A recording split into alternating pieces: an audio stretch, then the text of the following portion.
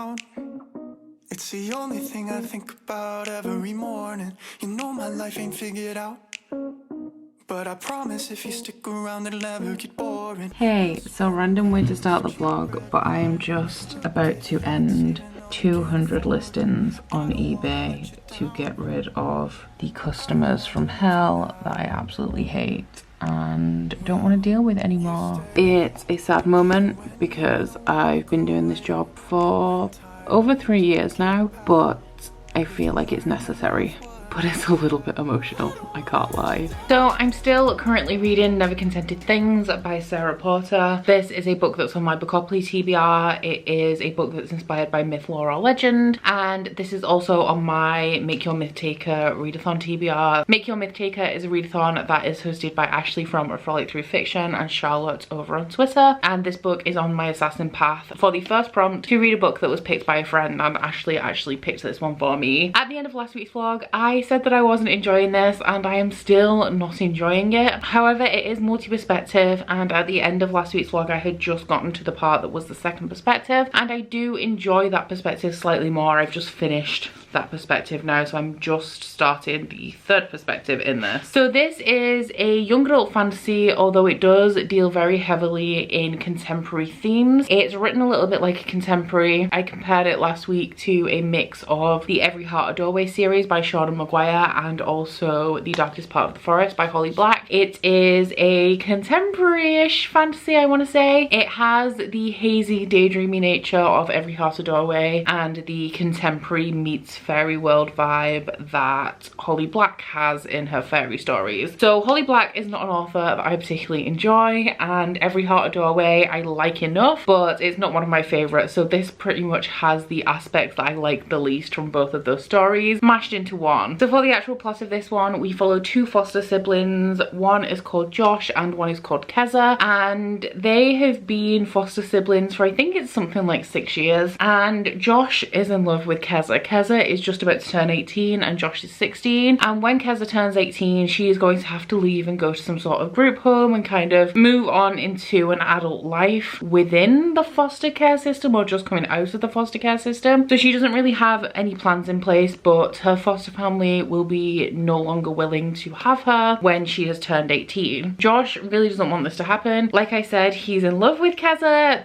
It's got some incest in it, which technically it doesn't because they're foster siblings, but it's not a normal vibe. Like, it's not like they've just met, and it's not a healthy relationship portrayal or anything. Like, it's very, very strange, and yes, it is incesty. So they are desperate to stay together. They are pretty much the only family that each other has. They are both very dependent on each other, but in very different ways. Keza is very reserved. She comes from a history of past trauma involving sexual assault, and Josh is more just wanting anyone to love him. He wants to be loved and accepted. So they have a very strange dynamic, but they do very much love each other. Whether it is in different ways or not, I cannot say, because as I said, Keza is more reserved. So I don't know whether she has any romantic feelings towards Josh at all, but they're still very dependent on each other, and they are the most important thing in each other's worlds. So one day they meet a group of beautiful strangers who do turn out to be fairies, and Josh ends up going missing. Eventually they do end up in a fairy world together, and there is a disconnect between the real world and the fairy world. So we follow multiple perspectives in here. The first perspective in the book is Keza. The second perspective is Josh and Keza's best friend Lexi. And the third perspective that I'm entering now is Josh. So yeah, I'm not really enjoying this. I don't like the intangible magic in here. I don't like how everything is hazy. Everything reads kind of like under the influence of drugs. Like, we know that fairies are meant to be tricksters. Altered realities and things like that make sense. And it is a little bit creepy, but just the disjointed, intangible way that it's written is not my favorite. As well as that, the mesh of contemporary and fantasy. Like, I like some contemporary fantasy, like the Devouring Grey, but the way this is written, it's written in a contemporary style as well as being in a contemporary setting, and I just really don't like that when it's mixed with fantasy. You guys know that I don't like Holly Black. I even said at the beginning of this vlog, and that is why it's the contemporary writing style meshed with fantasy. I find that I just don't take the fantasy seriously honestly, if it's written in that way. So yeah, definitely not my favorite. Not particularly loving this. Should we say fingers crossed I'll finish this tomorrow, because when I've done this update, I'm actually going to go and read. Then I'm going to play some Fortnite, because of course I am. And then possibly get in bed and read some more. So I don't know whether I will be reading in bed tonight, because I did actually wake up really early today. I got up at 8:30, packed a whole ton of candle orders, started editing my vlog, but I haven't made a huge dent in it. I think I've edited like the first 4 minutes or something. And something else I did today is that I finally took the plunge, and the third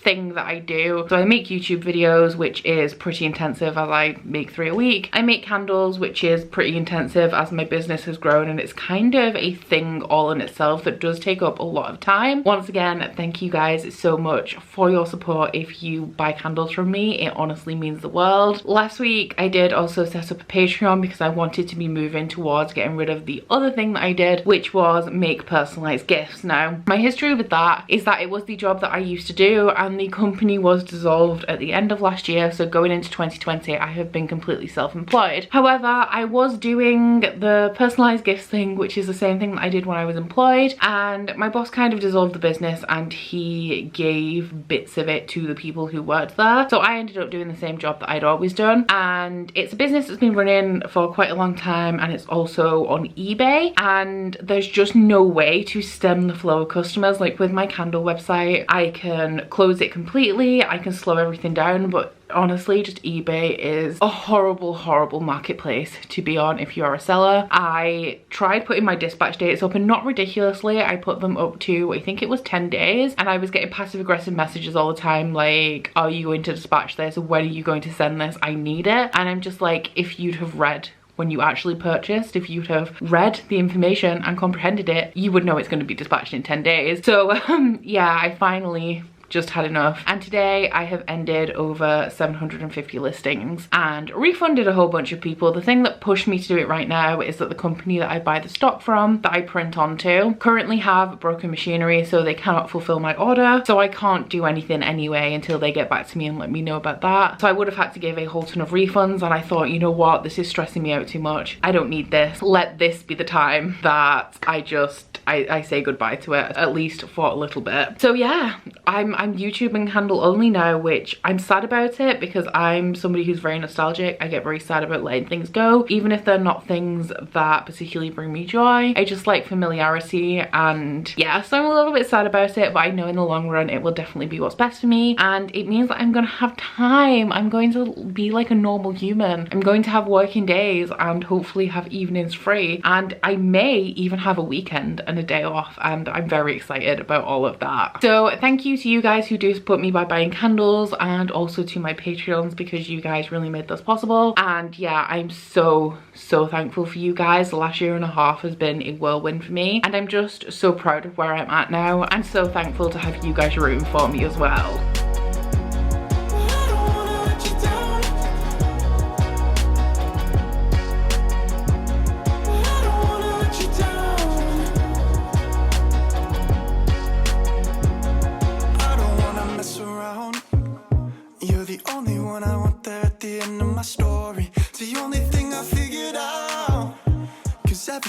In my life without you would be boring, and we'll spend nights, cheap red wine, look at flights even though we can't afford them.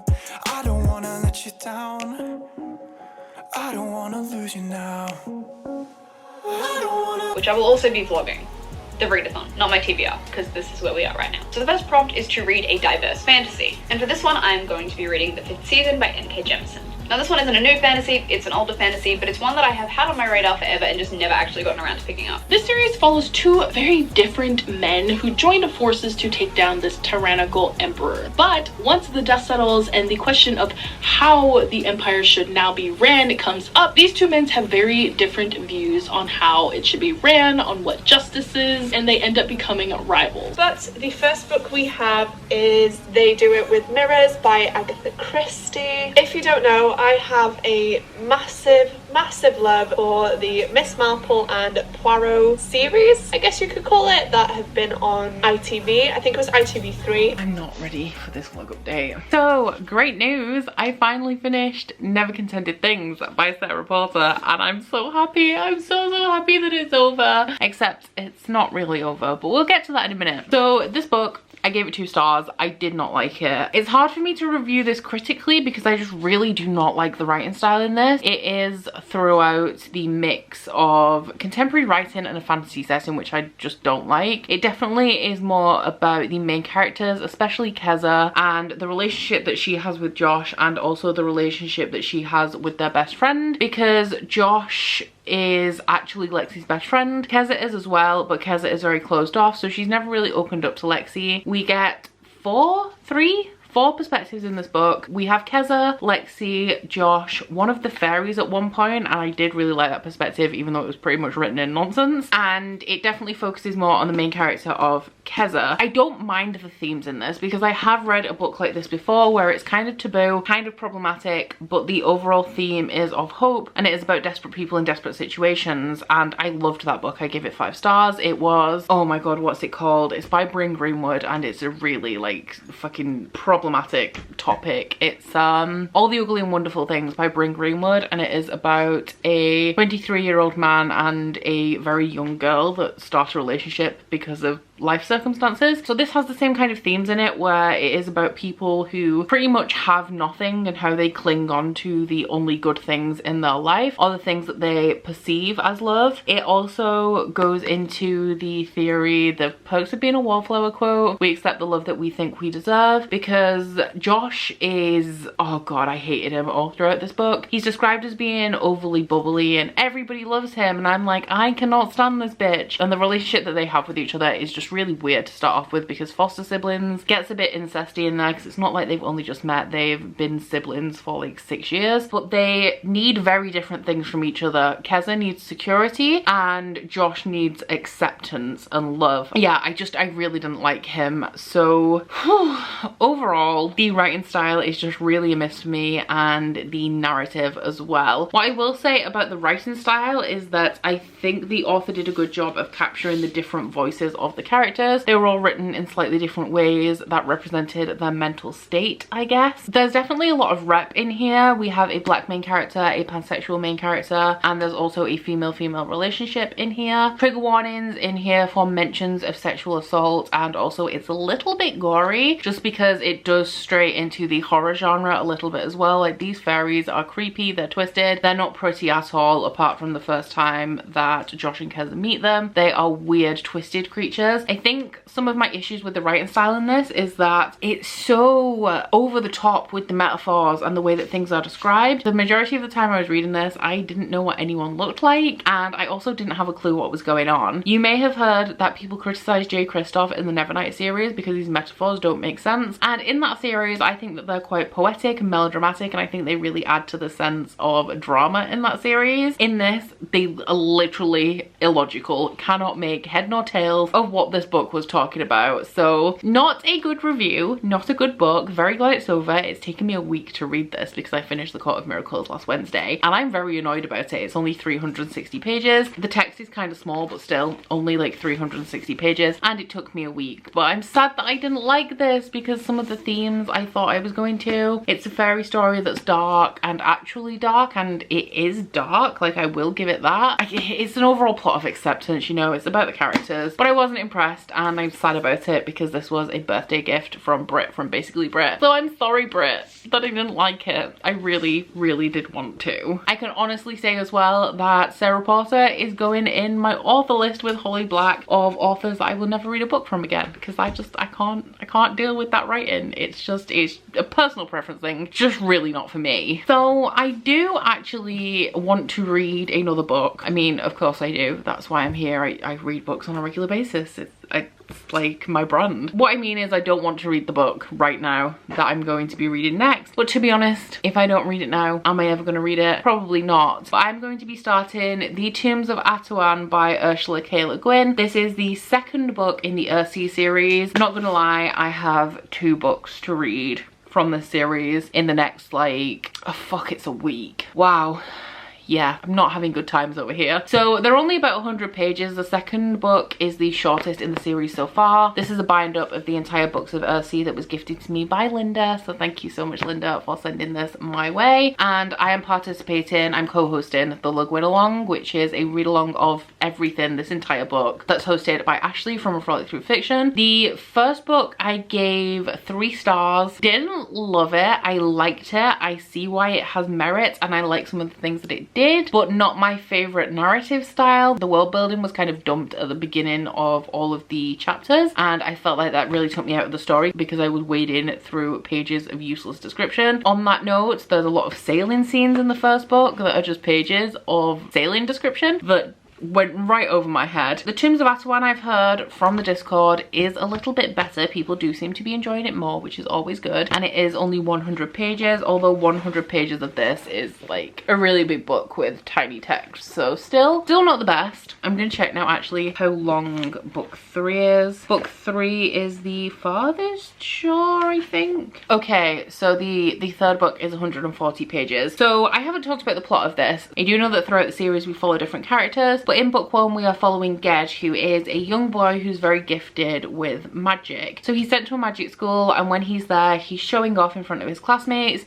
and he releases this shadow into the world and he then has to go and hunt it down. So the second book I think does still follow Ged. I think when we get to maybe book 4 we follow a female main character, but I do think that at least the next book is following Ged as well. And he's going to the Tombs of Atawan. Now there was something hinted at in the first book about a piece of jewelry that was taken from the Tombs of Atawan, because it is kind of told in like a Ged will go on to do great things including doing this at the Tombs of Atawan, and kind of just goes through it like that. So I don't know if the Tombs of Atawan is going to be the story of that piece of jewelry, but I guess I'll find out because I'm probably going to be starting this tonight. I don't know what I'm doing. It's like 1 AM now, it's past 1 AM and I've been up since 7 AM, so I should probably go to bed and go to sleep, but I may try and read at least just 1 chapter of the Tombs of Atawan, see if I can make a little bit of a dent in it. Really do not want to be spending too much time reading this because it is only 100 pages. I'm hoping to finish it tomorrow, but I am going shopping for a sofa tomorrow, fingers crossed. If I wake up reasonably early, I do have like 10 minutes left of the video for tomorrow to edit, and I need to do the thumbnail and upload that and get that ready for tomorrow. I have other things to do tomorrow as well, but I can kind of push them over to Friday. But we're going shopping for a sofa because our sofa is awful. It's the one that the woman who lived here left, and I've wanted a new one for a while. Couldn't really afford one because I want a nice one, you know, like a sofa lasts you a good number of years, and I didn't want to buy a cheap one that I'd then have to replace in a couple of years. So I've been saving up, me and Curtis have been saving up, and tomorrow may be the day that I finally purchase a sofa. So if I go do that, I will take you guys along with me. But right now, you know, I really just want to read something else. Hey, so I'm just popping in to let you guys know that we are actually going looking at sofas now. It's like 1:30 PM, I'm starving, we have no food and we really need to do a food shop. Oh, I could go to Asda actually while we're out. That's a good idea. I'm kind of excited but kind of nervous. I always get like this, like we need a sofa. I've been eyeing them up for a while, but big purchases always make me a little bit nervous. My sophomore year,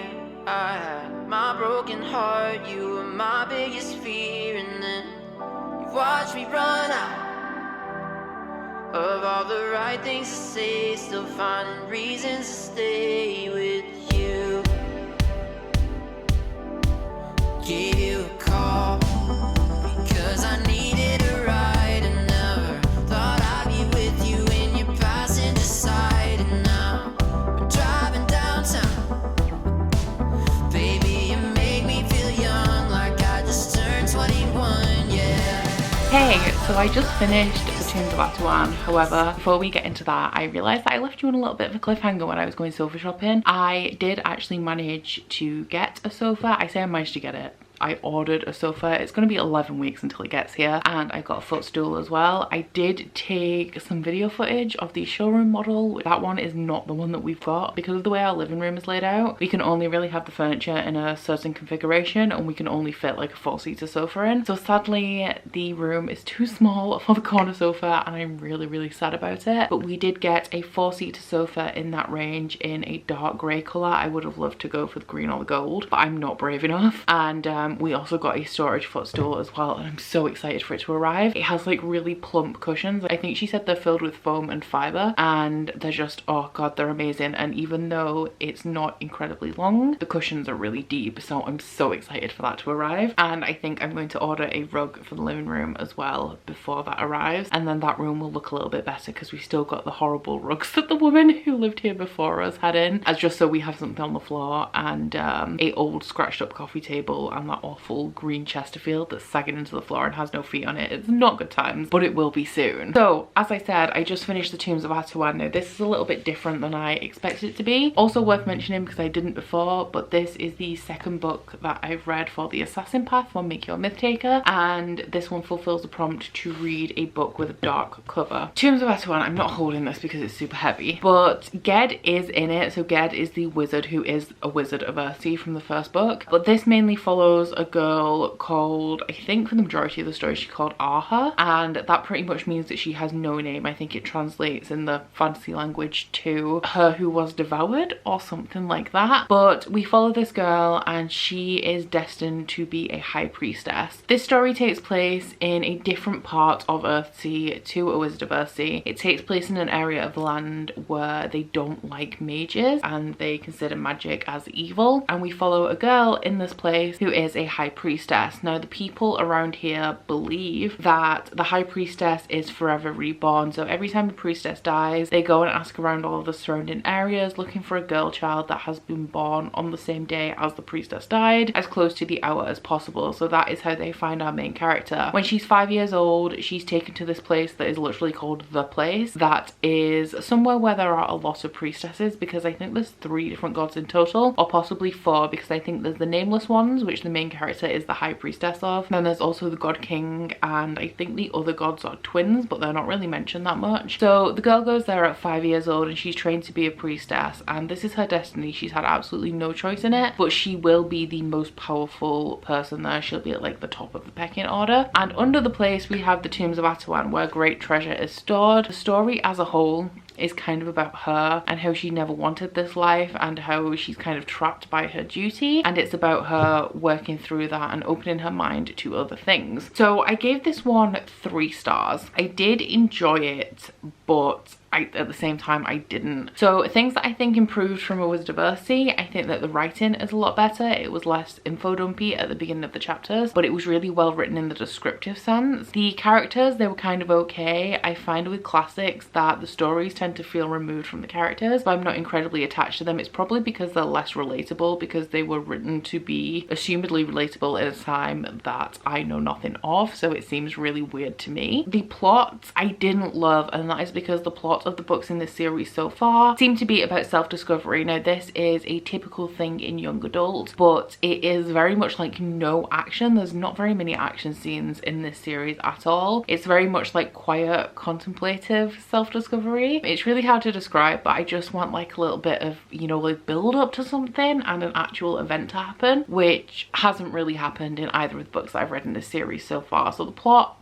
I didn't like too much. I do still find myself drifting when I'm reading these books. I have pretty much no desire to pick them up, and it's kind of like a task that I have to accomplish. But I did like some of the themes in here. I liked the juxtaposition of the nameless ones in this story, because the magic system that Ged practices is about the names of things, and you learn the true names of things in the language of the making of the world, and if you speak that name then you can manipulate whatever it is that you've named. And I liked the contrast of the magic system being based on that in the Wizard of Earthsea, and then it being about these gods called the Nameless Ones and the priestess who is the servant of the Nameless Ones in the second book. So yeah, I didn't love it, but I didn't hate it. I don't know. I think they feel really long-winded and drawn out just because there's not very much action. In fact, there isn't any action really, and they are very heavily descriptive. So the next book I'm going to be reading, I'm not going to start this right now because it's nearly 2 AM, but I'm probably going to read this tomorrow morning before I film my July Bookopoly CBR, because the book that I'm going to be reading is Rat Queens Volume 3. So for Make Your Myth Taker, this is book 4 on the Assassin path to read a quick read, but this is a comic series that follows these 4 lovely ladies who are badass and sassy and vulgar and amazing, and they are battle maidens for hire, so they're pretty much mercenaries. And this story starts off in volume 1 where they've started yet another bar fight, so they get thrown into jail, and for them to be released from jail they have to perform a quest for the kingdom. So obviously with it being a comic, like volume 3, we're in a different place now. I have put off reading this for a very long time. I don't remember a whole ton about the first 2 volumes because I think I reread them in December 2018, so it has been a while since I've picked up a graphic novel, but I can't really be bothered rereading it right now. If I get kind of up to date on the series, I might do a full reread because they don't take too long to read. But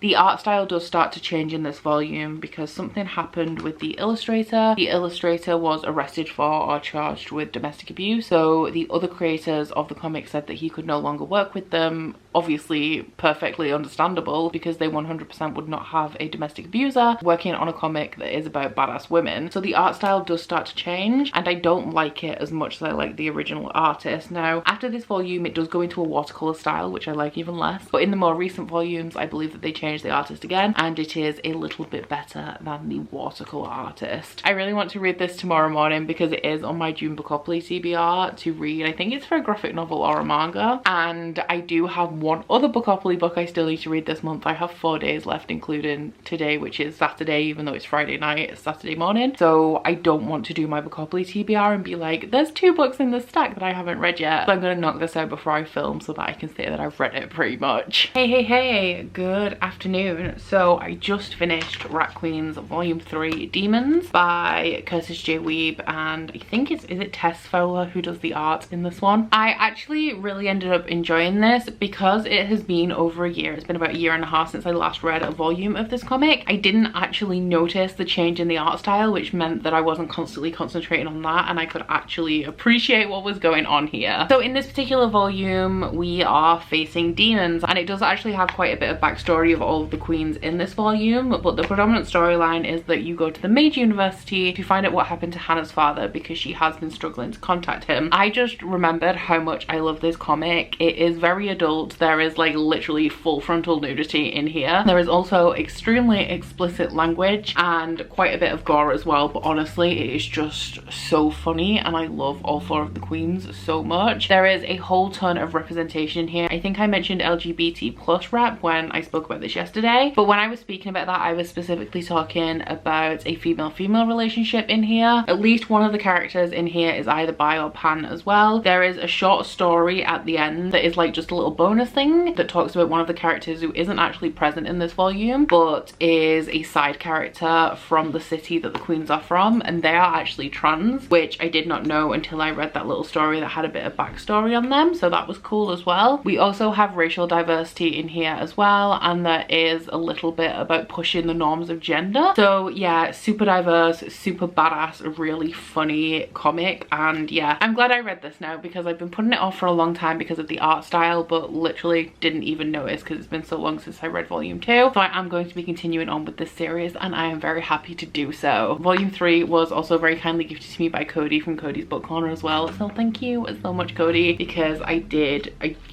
really love this. I gave it 4 stars. I don't know if I mentioned that, but it came out at 4-star rating overall. So that was the last book on my Assassin Path and Make Your Myth Taker, which means that I did actually finish the readathon, which is surprising. I mean, I know I had grand plans. I wanted to read a minimum of 8 books and complete the Witch and the Assassin Path and then maybe move on to the Fate and the Monarch Path. That didn't quite happen, but I was worried like a few days ago that I wasn't even going to make it to the end of the Assassin Path, so I'm glad that I've done that at least. I am actually having a little bit of reading time this afternoon because I filmed my video. I do still need to edit that and also post a thread on the Bookoplathon Twitter with just all of the basic information because I have been compiling that over the last couple of days and I just need to organize it into a thread, but like I don't want to miss any information, mess up the thread, so I'm avoiding doing it. So that needs doing, my video needs editing, and that is the extent of my plans tonight. So I think I'm gonna go read for around 30 minutes and then come through here and do a little bit of editing, have some dinner, and then I am having a fortnight sesh with both Curtis and Ryan this evening, so that will also take up a large part of my afternoon. But I'm having a weekend and it's weird because I have still filmed and I am still gonna edit today, but like where the fuck has all this time come from? It's really weird actually. This is like a completely different side tangent, but when I was making the plaques I wasn't even doing them them that frequently. It was maybe 2 days out of the week I would actually have time to focus on them, and I've cut them out, and I already just feel like a massive weight has lifted and I have so much more time. I'm living my best life. I have so many ideas for videos that you are gonna see, and my booktube schedule is actually full now up until at least the second week in August, which is annoying because for once I actually have more ideas than I have upload days to post them. Hey, so I'm here to throw a wild card into the mix because instead of reading The Start of Me and You by Emery Lord, I actually decided to read the last 100 pages of King of Scars by Leigh Bardugo, which is a book that was on my Maybookhopoly. And the story behind this, okay, so I didn't really put it down because I wasn't interested, although I wasn't finding it extremely compelling, as we will get to when I start to review it. But I was reading this in May. It was my buddy read with Jade from JD Ray Reads, and I was doing really well keeping up with the buddy read. I was in a reading slump, so it was a little bit of a struggle, but I was keeping up with it until we got to the weekend when we had the last 100 pages left, and then I just stopped reading. Directly after that, I had to pick up Royal Assassin by Robin Hobb because I had a very limited amount of time before the live show and I was in a slump. And then by the time I'd finished Royal Assassin, because I slumped all the way through reading that, I was really behind on my June TBR, so I just never got around to picking this back up, but I finally did it. So if you guys don't know what this is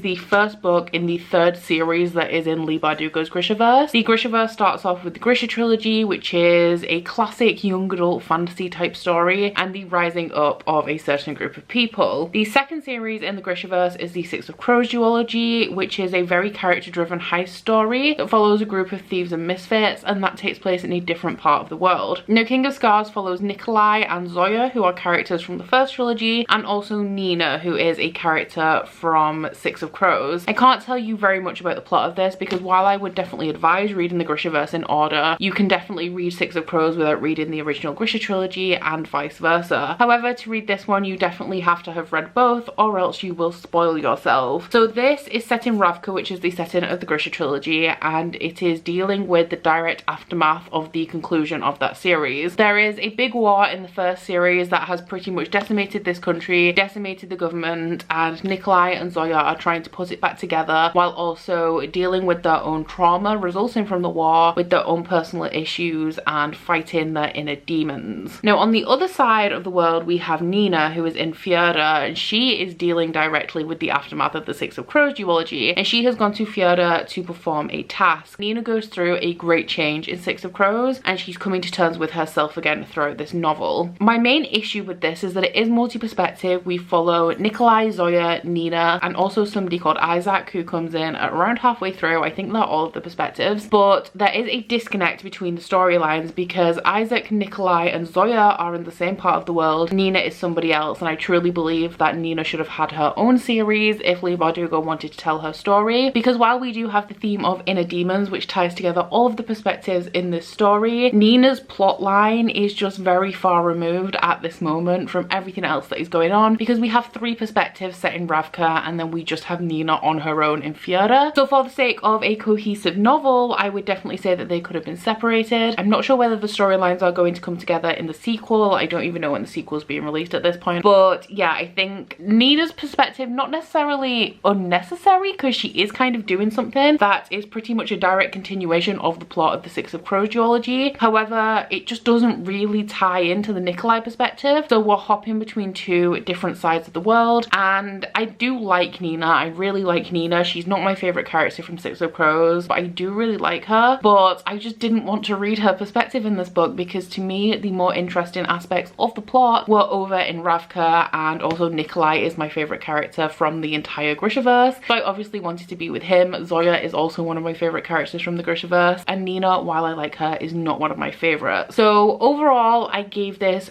3 stars. I do think that it was a little bit of a drag up until the halfway point, and there's something that's happening in the Ravkan perspective that makes it a little bit more interesting. However, we cannot negate the fact that I put this book down for a month and did not pick it up. Like, I wanted to read it to complete it, and I do like Leigh Bardugo, but this is now the lowest rated Leigh Bardugo book that I've ever read. I've given all the rest of her books 4 or 5 stars. One has 5 stars, the rest have 4, and this one is 3 stars. I'm kind of sad about it because Nikolai is my favorite character. While there is merit to this storyline, and I do like how Leigh Bardugo crafts characters and how she writes a great deal of trauma and recovery into her stories, this plotline to me was not necessary. We didn't need this duology. Kind of glad that we have it because I do like Nikolai, and there's something that happens at the end of this which I'm very interested in. But yeah, I don't think that this was 100% necessary, and I think for the sake of cohesion it could have been a Nikolai series and a Nina series instead of squashing them both into one book. So seeing as I've just finished a book, I may as well wrap up this vlog here. It is 10 PM anyway. I'm going to go work out because for some reason I just procrastinate all day on working out when I could work out in the morning, get it over with, and then relax all night. But I'm gonna go do a 45-minute weights workout and then get in the bath and then do some more reading. So I'm aiming to start and finish The Start of Me and You in the first 2 days of next week. I do have work to do because I haven't worked this weekend. Well, I have, but only like a very small bit. So I don't know how much reading I'll get done, but that is definitely the plan. So I hope you guys have liked this vlog if you made it this far. If you have, please don't forget to like if you liked it and subscribe if you want to, and I will see you guys next week. Bye! Oh, you bite your friend like chocolate. You say you'll go where nobody knows, with guns hidden under our petticoats. We're never gonna quit it, no, we're never gonna quit it, no.